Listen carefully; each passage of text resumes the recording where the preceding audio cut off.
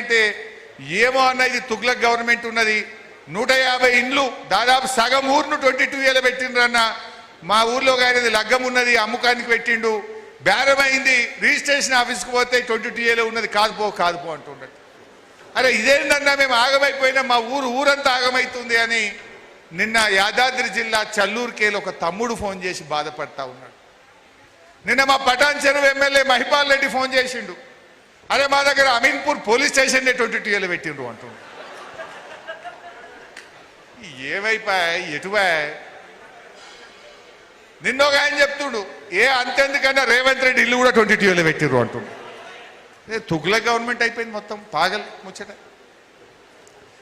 ఎటు పోతుంది ఈ ప్రభుత్వం ఇవాళ ఆలోచించాల్సినటువంటి అవసరం ఉంది. కానీ జరుగుతున్నది ఏంది? మొన్న మీరంతా టీవీల్లో పేపర్లలో చూసిండ్రు, రేవంత్ రెడ్డి తమ్ముడికేమో 100 కోట్ల విలువ కలిగిన భూమిని రేవంత్ రెడ్డి తమ్ముని కంపెనీకేమో కట్టబెట్టిండు. నీ తమ్మునికేమో గవర్నమెంట్ భూములు అడ్డికి పావు షేరుకు కట్టబెడతావు, ప్రజల ఆస్తులేమో 22 ఏళ్ళు పెట్టి ఆగం పట్టిస్తావు. ఎటుపోతుంది గవర్నమెంటు? నీ తమ్ముడికేమో 100 కోట్ల భూములు ఆ కంపెనీల పేరు మీద కట్టబెడతావు, గరీబోళ్ళై పేద ప్రజలై తాతలు తండ్రుల నాటి కష్టం చేసిన ఆస్తులనేమో ఇవాళ 22 ఏళ్ళు పెట్టి ఇవాళ ప్రజల జీవితాలతో చెలగాటమాడుతున్నటువంటి పరిస్థితి ఇలా అర్థం చేసుకోవాలి. మా తాపత్రయం ఒక ప్రధాన ప్రతిపక్షంగా మీకు ధైర్యం ఇవ్వాలి, ఈ ప్రజల పక్షాన పోరాడాలనేటువంటి ప్రయత్నం చేస్తూ ఉన్నాం. ఇందాక తమ్ముడు షంబీపూర్ రాజు చెప్పినట్టు మొన్న మల్కాజిగిరిలో మీటింగ్ పెట్టగానే రాసుకున్నారట మొత్తం. వీడు ఇంట్లో కూడా ఒక 20 మంది ఇంటెలిజెన్స్ వాళ్ళు ఉంటారు, ఒకడు రికార్డ్ చేస్తాడు, ఒకడు రాసుకుంటాడు, ఎవడెవడు హరిశన్నని కలిసిండు, ఎవరెవరు ఏ కాలనీ వాళ్ళు సమస్య చెప్పిండ్రు, ఇవి అడిగి పోతాయి, రేపటికల్లా అన్ని తీసేస్తారు మీ అన్ని. అదన్నా కనీసం కానీ సంతోషం. అట్లీస్ట్ మా పోరాటం మా ప్రయత్నం మా గొంతు మీలాంటి పేదలకింత మేలైతే సంతోషం. మొన్న మల్కాజిగిరి పోయినాం, తెల్లారి వరకు సగం మంచిగా అయినాయట. మొన్న తెలంగాణ భవన్కు కొంతమంది వచ్చిండ్రు, జనతా గ్యారేజ్, మాకు ఈ ఇబ్బంది ఉందా అంటే అన్ని రాసుకున్నారట, సాయంత్రం కల్లా వాళ్ళకి ఫోన్లు పోయినాయట. సరే కానీ అట్లీస్ట్ తీయాల ప్రభుత్వం తప్పు చేసినా ఎవడో ఒకడు ముళ్ళు కట్టబెట్టి పొడవాలన్నా వద్దా? తప్పును ఎత్తి చూపాలన్నా వద్దా? ఇవాళ ప్రజల గొంతుకై బీఆర్ఎస్ పార్టీ పనిచేస్తుంది.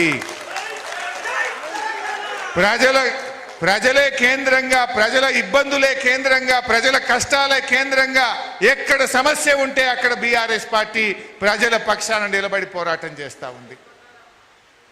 ఈరోజు ఇన్ని కాలనీలు, రుక్మిణి ఎస్టేట్స్ అని కానీ, శ్రీరామ్ నగర్ కాలనీ కానీ, మహదేవపురం కానీ, మల్లారెడ్డి నగర్ కానీ, చెన్నకేశవ నగర్ కానీ, రంగానగర్ కానీ, గాజుల రామారం కానీ, అదేవిధంగా నిజాంపేట్ కానీ, ఇట్లా అనేక కాలనీల్లో బీఆర్ఎస్ ఉన్నప్పుడు రిజిస్ట్రేషన్లు అయినాయి. బీఆర్ఎస్ గవర్నమెంట్ ఉన్నప్పుడు మాకు ఇబ్బంది కాలేదు. ఈ 22A వచ్చినాక, ఈ కాంగ్రెస్ గవర్నమెంట్ వచ్చినాకనే మాకు ఇబ్బంది అవుతుంది అనేటువంటి విషయాన్ని మీరు అన్ని కాలనీల వాళ్ళు చెప్తా ఉన్నారు. తప్పకుండా మాకు నమ్మకం ఉంది, ఈ ప్రభుత్వం పరిష్కరిస్తుంది అని నమ్మకం ఉన్నది.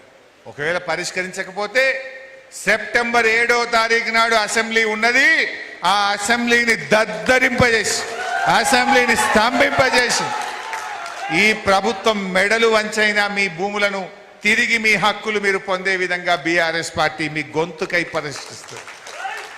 డెఫినెట్గా పోరాటం. మీ వివేక్ గౌడే అసెంబ్లీలో మా విప్పు, ఆయన మా అందరికి విప్పిచ్చేస్తాడు. రేపు 22A భూములు తీసేదాకా కొట్లాడాలని మా అందరికి విప్పిచ్చేస్తాడు. మేము అందరం కొట్లాడతాం గ్యారంటీగా, ఏం భయపడాల్సిన అవసరం లేదు. ఎందుకంటే ఇందులో న్యాయం ఉన్నది, ధర్మం ఉన్నది. మీరు అడుగుతున్న దాంట్లో ఇలా తప్పు పొంగులేటి శ్రీనివాసరెడ్డిది. నువ్వు తప్పు చేస్తే ప్రజలకు శిక్ష ఎందుకు? తప్పు ప్రభుత్వాన్ని, శిక్ష ప్రజలదా? నువ్వు రాత్రికి రాత్రి అత్యాశకు పోయి నువ్వు డబ్బులు సంపాదించాలనే దురాశలో ఈ పొంగులేటి శ్రీనివాసరెడ్డి ఈ భూములన్నీ 22 ఏళ్ళు పెట్టిండు. కానీ పొంగులేటి శ్రీనివాసరెడ్డికి తెలియదు ఒకటి ఉంటుంది, నీ డబ్బు దురాశనే నీ దుఃఖానికి ఏదో ఒకనాడు కారణమైతుంది. మిస్టర్ పొంగులేటి శ్రీనివాసరెడ్డి, దురాశ ఎన్నటికైనా చేటే. నువ్వు ఈ 22 ఏళ్ళు పెట్టాలి, కమిషన్లు కొట్టాలి, 30% వసూలు చేయాలని చేసిన ఒక కుట్రతోని ఇలా లక్షలాది మంది ప్రజల జీవితాలు ఆగమైనాయి.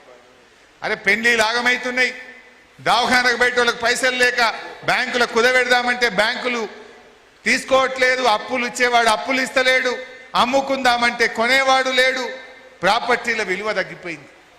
ఆనాడు కేసీఆర్ గారు ఉంటే మీ ఆస్తుల విలువ పెరిగింది. 10 ఏళ్ల కేసీఆర్ ప్రభుత్వంలో 5,000 గజం ఉన్నది 10,000 అయింది, 10,000 గజం ఉంటే 20,000 అయింది కేసీఆర్ గారి ప్రభుత్వంలో. కానీ రేవంత్ రెడ్డి వచ్చినాక నాకు రియల్ ఎస్టేట్ తెలుసు, నాకు రియల్ ఎస్టేట్ తెలుసు అంటే ఢమాలు అన్నది, డామ్ అన్నది రియల్ ఎస్టేట్. 50,000 గజం పోయింది, ఇప్పుడు 20కి కూడా కొంటలేడు ఎవడు. 20,000 గజం పోయింది, అరే ఇంట్లో లగ్గం ఉన్నది 10,000కి తీసుకో అంటే కూడా వద్దు వద్దు అంటుండు వాడు. నాకు ఇంత పిచ్చి తుగ్లక్. ఓ దిక్కు హైడ్రా పెట్టిండు, ఓ దిక్కు 22A పెట్టిండు. హైడ్రా పెట్టి ఏ రాత్రి ఎవడొస్తాడో, ఎవడు గులగొడతాడో, ఎవడు భూమి లాక్కుంటాడో అని ఒకవైపు హైడ్రా పెట్టినావు, ఇప్పుడేమో 22A పిడుగు లాంటి 22A పెట్టినావు. నీ హైడ్రా దెబ్బకు, నీ 22A దెబ్బకు హైదరాబాద్లో ఈ తెలంగాణలో ఆస్తుల విలువ పడిపోయింది.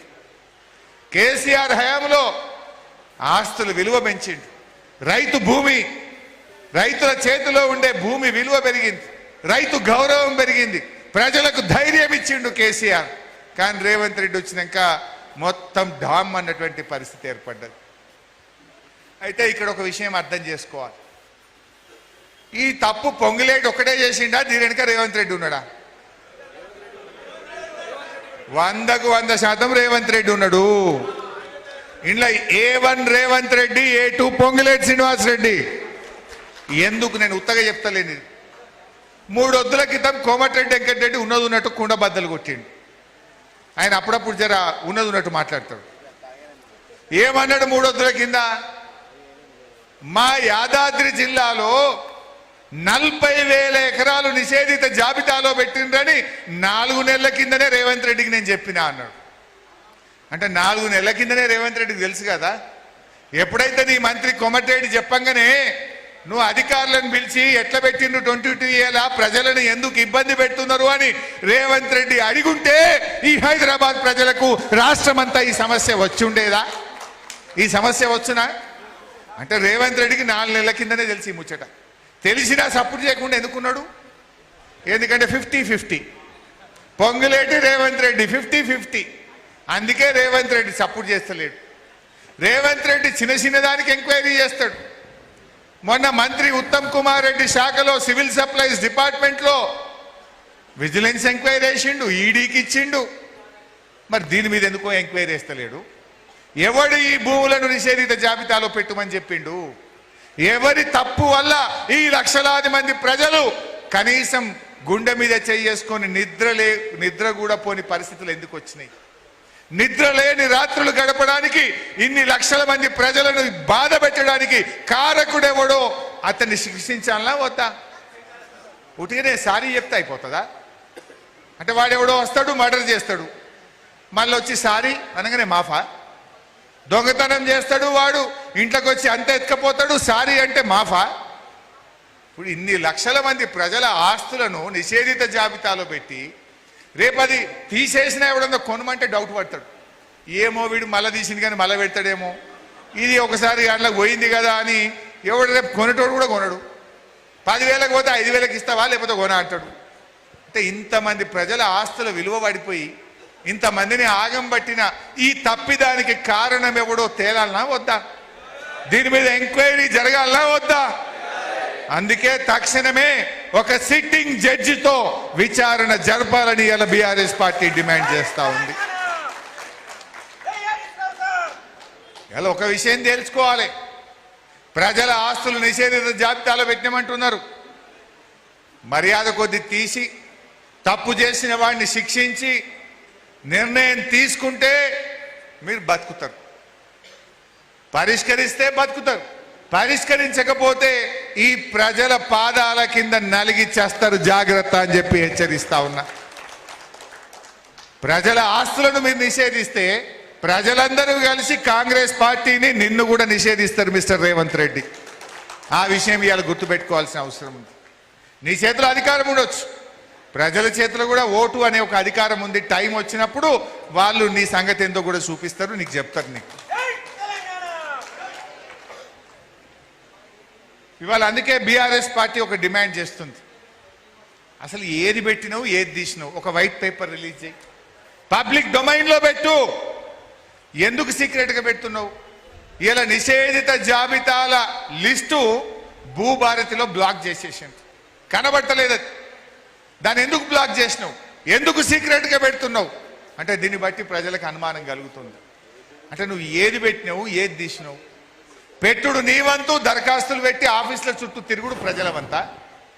ఏది నిషేధిత జాబితాలో పెట్టినారో మీకు తెలుసు కదా, నువ్వే కదా పెట్టినట్టు తీసేయి, ప్రజల ఆస్తులకు రక్షణ కల్పించు, హక్కుదారుగా ప్రజలకు మళ్ళీ హక్కులు కల్పించు అని మేము కోరుతా ఉన్నాం. నువ్వు పెట్టుడైంది, ప్రజలు ఆఫీసుల చుట్టూ తిరుగుడైంది. ఇదే పొంగులేటి ఒక 15 రోజుల కింద ఏమన్నాడు? మా కాంగ్రెస్ గవర్నమెంట్ వచ్చినాక ఒక్క ఎకరా కూడా పెట్టలేదు అన్నాడు. ఒక్క ఎకరా పెట్టకపోతే సారీ ఎందుకు చెప్పినావు? తప్పైందని ఎందుకన్నావు? పెట్టింది నువ్వే, తప్పు చేసింది నువ్వే గనక ఢిల్లీలో జరిగినట్టు జెన్జీ ఎట్లా ముట్టడిచ్చిండ్రో, ఆడ సెక్రటరేట్ ముట్టడిస్తారో, నా ఇల్లు ముట్టడిస్తారో అని ఈ డ్రామాలు పెట్టినావు నువ్వు. సారీ చెప్పినంత మాత్రాన కాదు. అందుకే ఇవాళ రేవంత్ రెడ్డి మేము ఒకటే కోరుతున్నాం, తక్షణమే పొంగులేటి గారిని బర్తరఫ్ చేయాలి. ఇవాళ రియల్ ఎస్టేట్ వ్యాపారుల చేతుల్లో ప్రజల ఆస్తులు పెట్టడమే తప్పు. పొంగులేటి రియల్ ఎస్టేట్ వ్యాపారి ఎంతసేపు ఆస్తులు ఎట్లా సంపాదించాలి, పైసలు ఎట్లా సంపాదించాలి, బేరం ఎట్లా చేయాలని ఆలోచిస్తాడు. ఇవాళ అటువంటి రియల్ ఎస్టేట్ వ్యాపారుల చేతుల్లో ప్రజల ఆస్తులు కాపాడే రెవెన్యూ శాఖ పెట్టడమే ఈ ప్రభుత్వం చేసిన తప్పు. రేవంత్ రెడ్డి నీకు ఇందులో వాటా లేకపోతే, నీ తప్పిదం లేకపోతే తక్షణమే పొంగులేటి శ్రీనివాసరెడ్డిని బర్తరఫ్ చేసి నీ నిజాయితీ రుజువు చేసుకోవాలని చెప్పి కూడా ఈరోజు బీఆర్ఎస్ పార్టీ పక్షాన మేము డిమాండ్ చేస్తూ ఉన్నాం. ఎందుకంటే ఈరోజు ధరణి ఏం చెప్పింది ఆ రోజు బీఆర్ఎస్ మీద? బట్టగాల్చి మీదేసింది. ఏదో ధరణి తప్పు చేసింది అని చెప్పిండ్రు, ధరణిని బంగాళాఖాతంలో వేస్తామన్నారు. కానీ మీరు చేసింది ఏంది నాయన? ఇప్పుడు మొత్తం ప్రజల బతుకులు బంగాళాఖాతంలో వేసిండ్రు, ప్రజల జీవితాలను బంగాళాఖాతంలో వేసిండ్రు.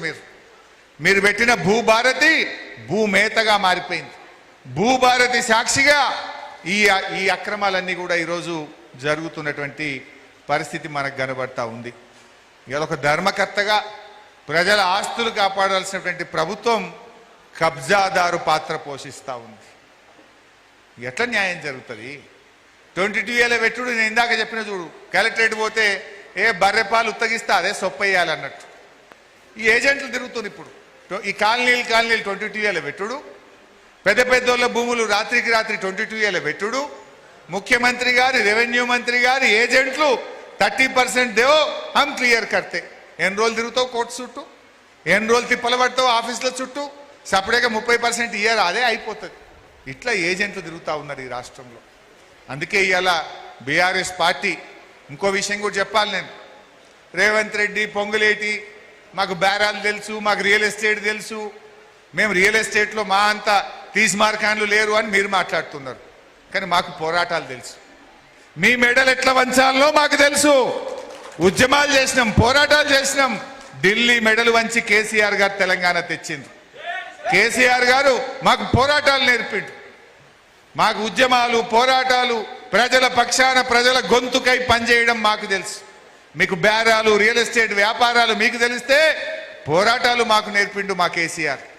ఈ ప్రజల కోసం అసెంబ్లీలో పోరాటం, బయట పోరాటం. ఇందాక ఒక మిత్రుడు మాట్లాడుతూ చలో